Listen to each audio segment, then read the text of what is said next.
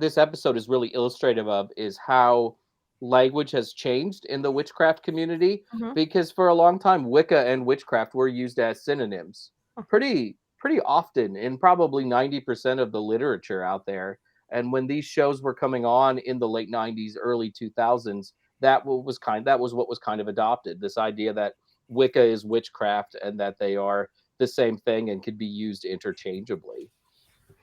And And now we don't do now. There's like a big like kind of fracas about like not doing that, and that Wiccans aren't witches, but that's like a whole other show.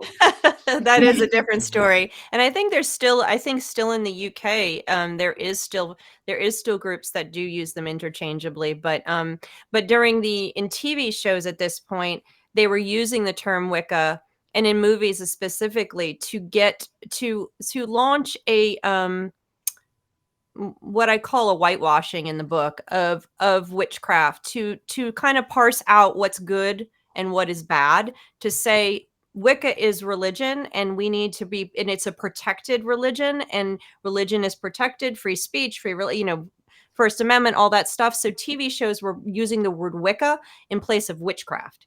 Witchcraft, if they used witchcraft, it usually was negative. If they used Wicca, they're not witches necessarily. They're the good witches. They're Wiccans. And so Wicca sort of helped in pop culture anyway. Wicca helped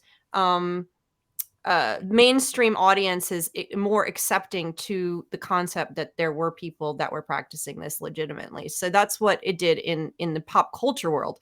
But as Jason said, it's a little different in the actual pagan community. There's been different conversations.